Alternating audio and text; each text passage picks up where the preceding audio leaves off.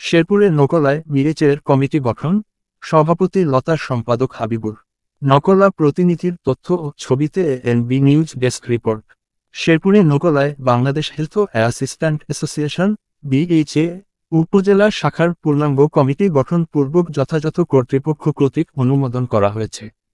স্বাস্থ্য সরকারি মমতাজুর রহমান লতাকে সভাপতি ও স্বাস্থ্য সরকারি হাবিবুর রহমানকে সাধারণ সম্পাদক করে ২১ সদস্য বিশিষ্ট ২ বছর মেয়াদী ২০২৪ সালের নভেম্বর থেকে ২০২৬ সালের নভেম্বর পর্যন্ত মেয়াদে এই কমিটি গঠন করা হয়।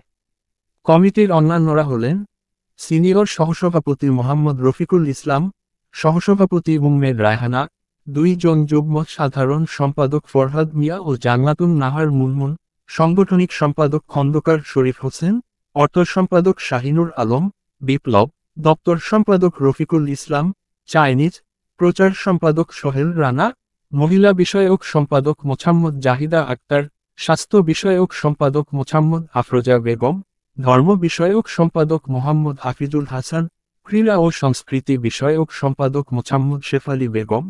সম্মানিত সদস্য আনোয়ার হোসেন এবং ৬ জন কার্যকরী সদস্যরা হলেন রেজাউল করিম, নাহিদুর রহমান, মাসুম বেলাল, নাসরিন জাহান, হাফসা আইরিন মিলি ও মোস্তাফিজুর রহমান। উল্লেখ্য, গত মাসের ১২ নভেম্বর মঙ্গলবার বিকালে নকলা উপজেলা স্বাস্থ্য কমপ্লেক্স মিলনায়তনে স্বাস্থ্য সরকারি হাবিবুর রহমানের সভাপতিত্বে এক সাধারণ সভায় কণ্ঠভোটের মাধ্যমে সর্বসম্মতিক্রমে মমতাজুর রহমান লতাকে সভাপতি ও হাবিবুর রহমানকে সাধারণ সম্পাদক করে ২১ সদস্য বিশিষ্ট কমিটি গঠন করে তা অনুমোদনের জন্য জেলা কমিটির কাছে প্রেরণ করা হয়। পরে ২০ December Bangladesh health assistant association BHA জেলা শাখার সভাপতি মুশিউর রহমান ও আনোয়ার হোসেন নিজ নামে স্বাক্ষর করে এ কমিটির অনুমোদন প্রদান করেন।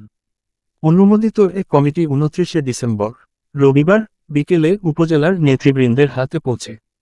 পরে ৩০ ডিসেম্বর সোমবার বিকেলে ওই অনুমোদিত কমিটির copy press notice, office notice আকারে প্রকাশ করা হয়।